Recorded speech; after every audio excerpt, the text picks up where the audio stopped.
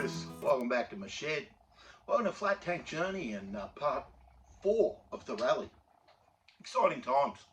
Everything's back from the powder coaters, and the powder coaters done a smashing job. It was their first day back from summer holidays and they got stuck into it.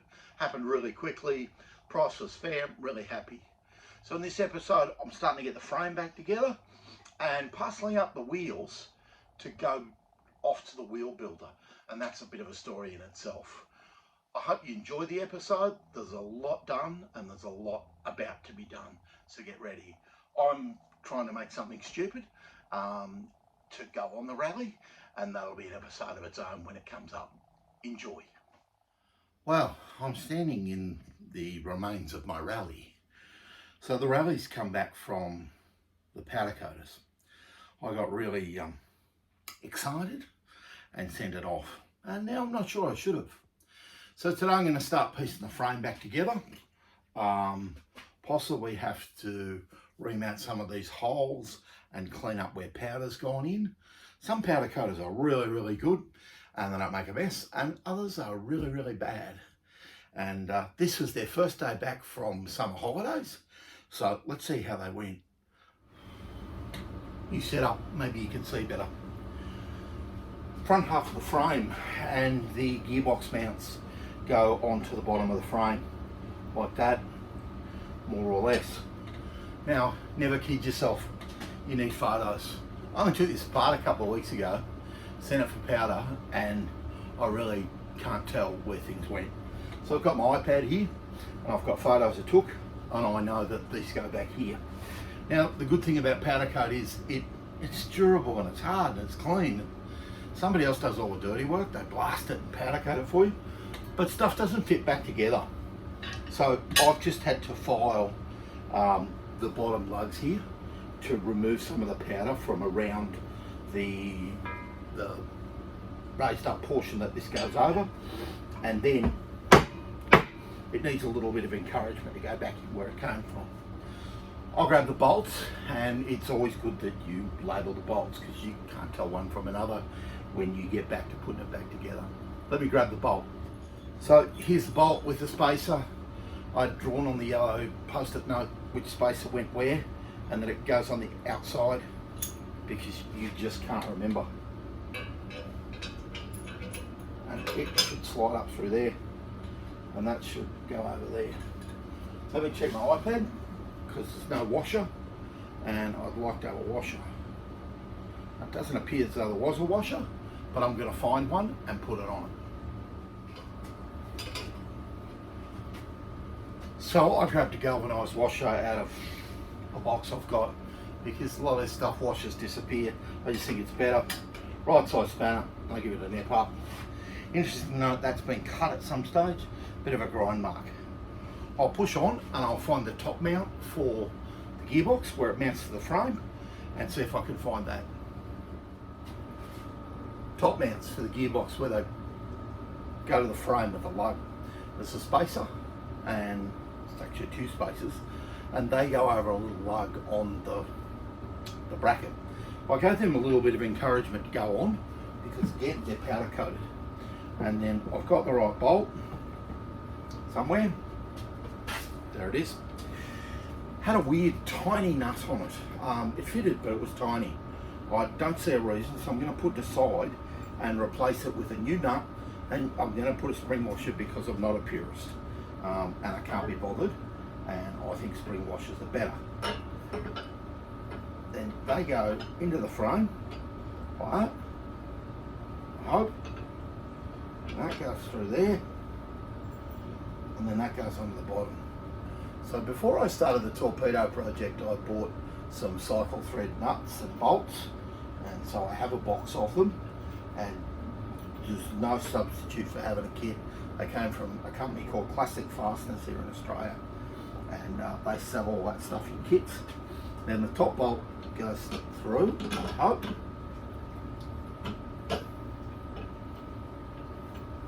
Might need a little bit of encouragement. Get it all lined up.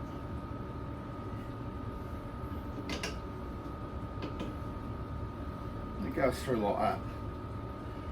Then I've got the original washer, which is super, and I've got the original nut, which is even more super, and that all is going to go finger tight together so that I can just get a look at it and see how it goes and see what happens from here. But I'm going to call that a good result. I'm just going to put those two things aside. They were off the back of the bracket. I'll probably put them back in the baggie that they came out of, so that if something goes wrong and I find that that nut is just too big and won't clearance for something, I'll call myself an idiot and put it on, but it'll be right. I'm going to own up, I had to really look hard at a lot of photos to work out how all that went. I actually didn't have a photo or a video of myself disassembling it because I had GoPro problems, and so that actually took a bit of effort to get that to go, and amazing after a couple of weeks how hard it is to put something back together. You can see I've got my iPad next to me. I need a drill, set of vernier calipers, I'm measuring bolts, just having to get the right size drill and nip the hole out so that it'll go through where the powder was. But I think like it should go okay. I'm going to go onto the front mount for the engine. Now, it didn't have one on it.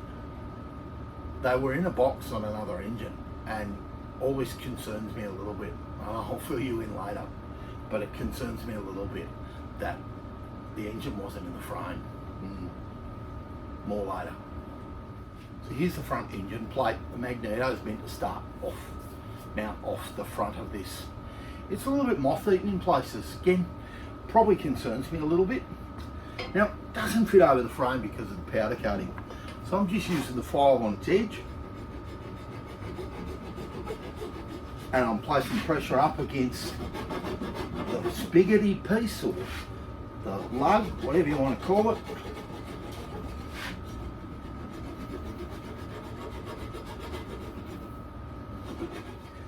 And yes, I suppose you do run the risk of the powder peeling because you've nicked through the edges of it.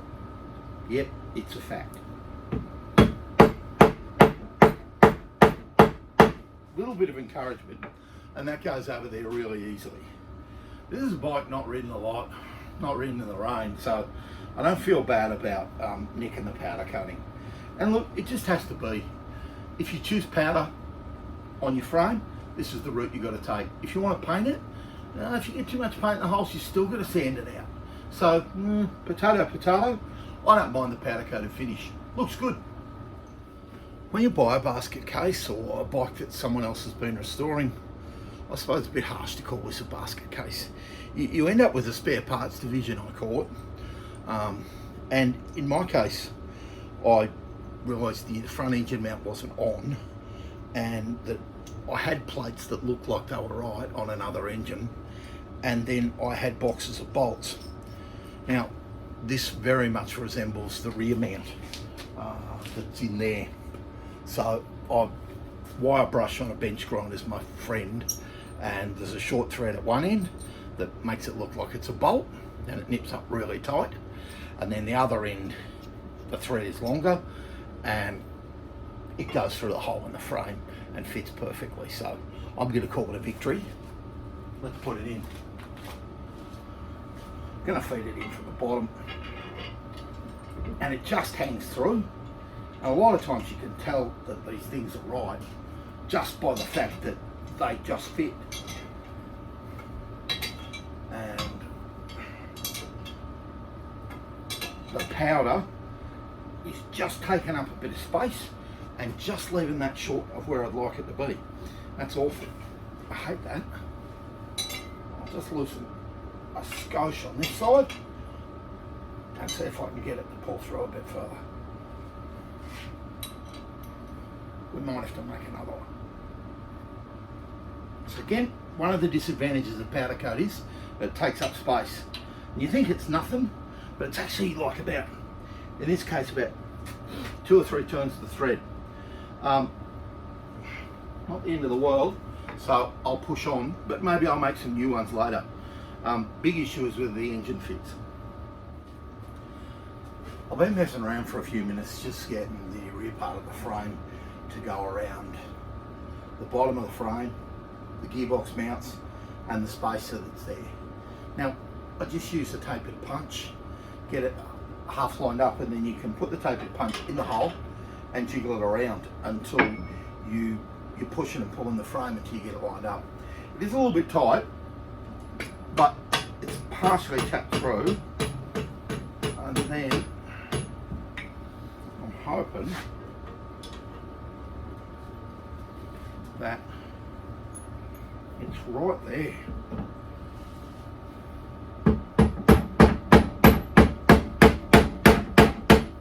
It's just having a little bit of trouble coming through the powder, and sometimes the frame. The other side's not threaded, don't panic. And now it's tightened up. And again, you can tell it's the right bolt in the right place by the fact that the nut goes back on. Find the right size spanner. The nut goes back on in the right place with the right amount of threads, because Mr. Raleigh or whoever was doing it didn't spare it.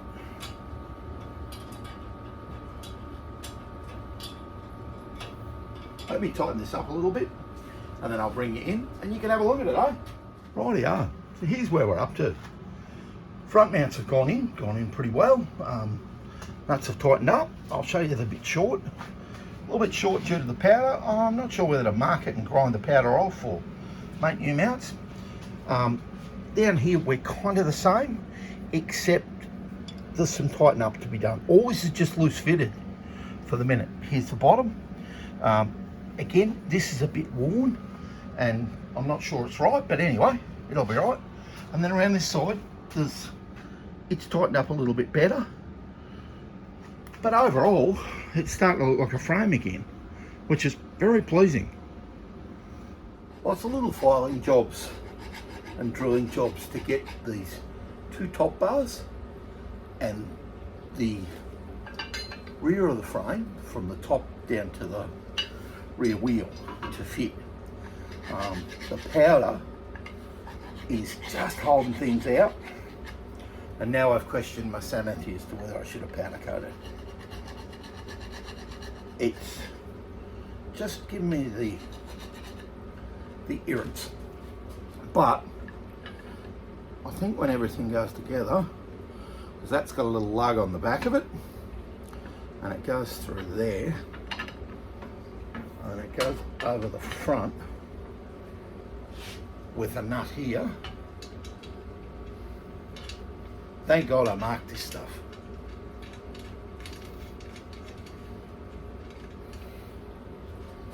And then this has a spacer over this side that may or may not fit.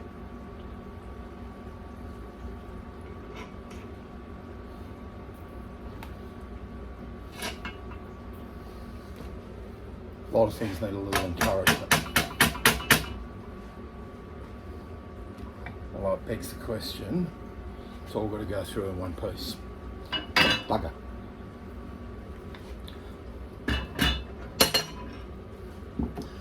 I'm going to drill out these spaces and then try and feed all this through in one piece. Bring you back then. Now that was a pain in the butt. I had to go back to the photos again and realise that there's actually two weird spaces sitting inside between those top rails, these ones, and the drop out for the rear. The rear's suspect too to me. Something funny about it. Don't know what it is. I don't suppose it matters at this stage, but don't look quite right. Anyway, all bolts up. There's those weird nuts from, I don't know, episode 2 or something, and they screw back on and they've got a little shoulder on the back of them to take the seat, and it feels like I've damaged the thread on that side, knocking it through because it was tight. Anyway, I'll fix that with a die and we'll all be good. We'll push forward, frame's starting to look like a motorbike. Here's this rear stay, and it's gone back together pretty easily. I just need to tighten up these bolts These are the bolts that came out of it. I've put new washers behind them because one was missing a washer. I've elected to leave the carrier, pack rack or whatever you want to call it, off it at this stage because it's really suspect to me and I don't actually like them. I like them when they get a picnic basket full of something to eat and a snack and a drink, but other than that, not big on them. Anyway, that's a really good result.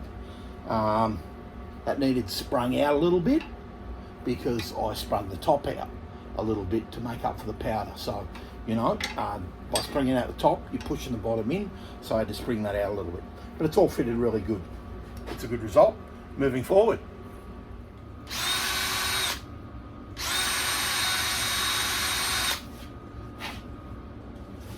So I'm just finished drying out the powder on the magneto mount. I don't actually know that it's the right one for the bike. It was in the box when I got everything, but it does fit. It's over.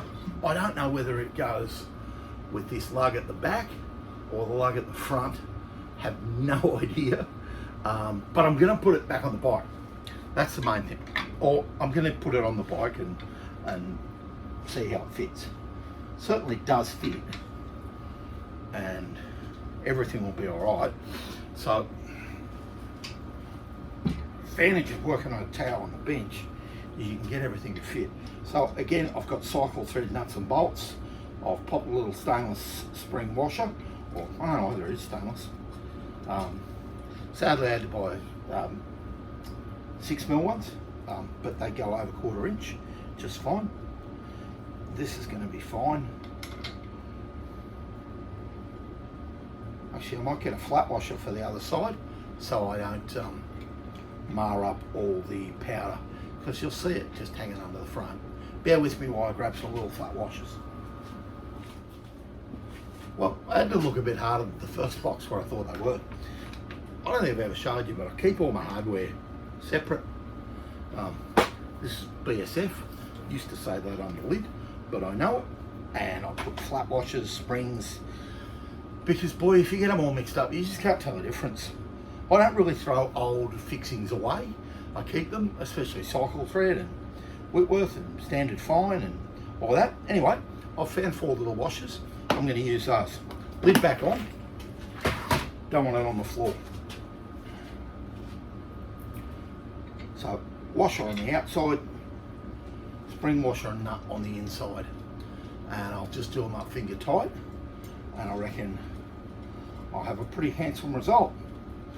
I won't bore you with it. I'll bring you in and show it to you when I've got it done, eh? There you go. You can see the inside with the spring washer and the outside. And it looks all right. Let me stand the frame up. So there you go. Again, I don't know whether it's correct, but I might try and make it work because I don't have another one. Overall, I'm pretty happy with the way it's looking. It's not perfect, but it's not the worst thing I've ever seen. Early morning in the shed, and I've got painted parts and powder coated parts in front of me. So I'm just about to head off to the wheel builders and get some stuff sorted out. The rims are quite good, I think. You always think. And the hubs have come out really, really, really nice. So I'm really pleased with those. But I need to pop the bearings and the axles back into the hubs, I think, so that the wheels can be spun to true them up. So I'm just going to knock these original bearings back in. And they're a little bit rough, and I'm pretty confident I'll change those over, because while it's all apart, you might as well. So I'm going to knock these in, and then I've got to get some grease, because these are still cup and cone. So bear with me while I do all that. In the middle of wheels with bearings, there's always a spacer. The spacer must do something about the inner pressure of the wheel nuts when you tighten it up, and must stop the bearings becoming, I don't know, weird. But that's what it is. I remember the first time I built wheels, I didn't actually know that. So it was weird. There's a spacer that runs in the middle of them, and it all goes together with the spacer in there. A little bit tricky to get it together sometimes, but not the end of the world.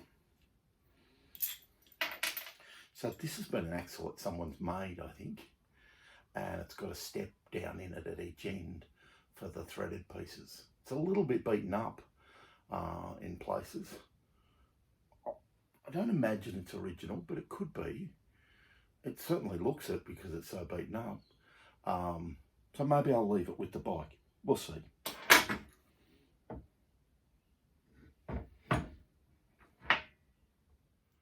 Looks okay. So you got to line up the spacer in the middle and get the whole thing to go through.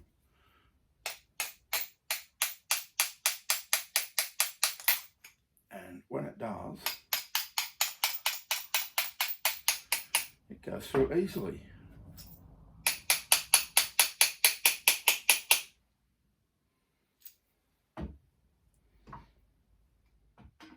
There we go. That's better.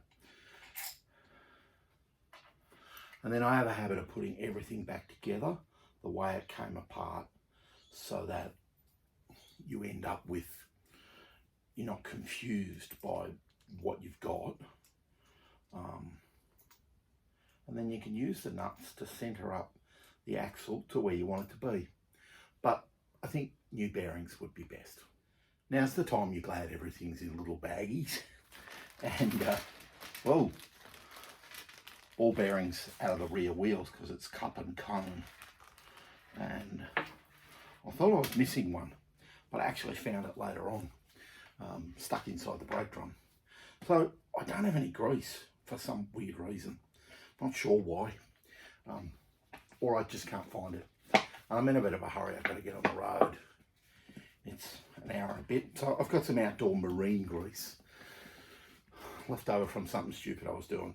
So for now, I'm going to use that in here. I'm going to put a blob on the bench. There we go. Because the bearings will flop around and be a pain in the bottom trying to get the axle in without any grease. So they kind of need grease, and then they'll stick in.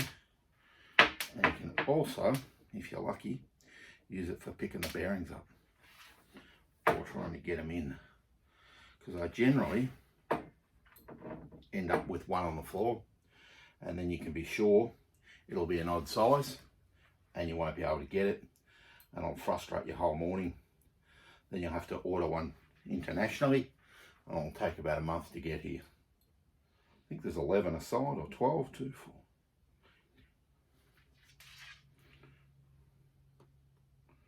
And they're a snug fit.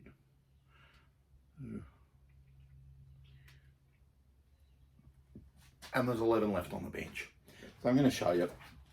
It's not overly complicated, but the grease lets the bearings sit back in there. And I'll just dab a bit over the top, and hopefully that'll hold them while I put it upside down to do the other side. I'll bring it back when I put the axle in, eh? It occurs to me that maybe people don't know what cup and cone means. The bearings are all sitting in a cup, like I showed you with the grease, and that's fine. And then there's a cone that tightens up against them, and it's threaded inside, and it goes down the axle shaft. And then there's the same on the other side, and you can adjust the tension of the whole thing by tightening and loosening it. Now, there's no locking nuts against these. There's only the nuts for the wheels. And I must look into that and see what that's about, because bicycles when I was a kid, and bottom ends where the cranks were and the pedals, always had locking nuts against them, and I would have thought that was the way to go. Bit of a long thread, but I'll get this tightened up and keep you with me, pulling out a piece of crud as I go, and then show you that this actually spins really smoothly, but it requires it all to be really clean, and I imagine these got really dirty in the 20s on dirt roads and stuff. And there's a seal for one of these that's still in the box, so I'll put that on later. But once you tighten it down, the bearings have got nowhere to go. They're sandwiched in between the whole thing, and you've got what looks like a ball bearing race. Well, it is, I suppose, but you've got what looks like a sealed bearing, but it's not. And then you've got a hub that turns. But if they get out of adjustment at all, the whole thing flops around. So I don't know whether I'll make some locking nuts or what I'll do, but I'll look into some Raleigh literature, and there's a bit online in a Facebook group I'm in, and see what it looks like. But in the meantime, that will do for the wheel builder, and hopefully you'll be happy with that and get it all laced up. I don't imagine it's going to go super smoothly because they're odd rims and maybe they're a bit worn too. That worries me. Worn where the nipples go through. That worries me. But we'll see. I'll bring you back when we've got them back. That'll be a few weeks. Well, feels like progress has been made with the Raleigh, or progress to move forward. Shiny parts going back together is deeply satisfying, and I feel like we're moving in the right direction. There's a few stumbles coming up in the coming weeks. The Raleigh is not a simple project, and I can see it out the corner of my eye. Some days I want to slap it stupid. Other days I really love it. I'm enjoying it. I hope you are too. Comment if you want. Send a message. It's all good. Have a great one. Cheers.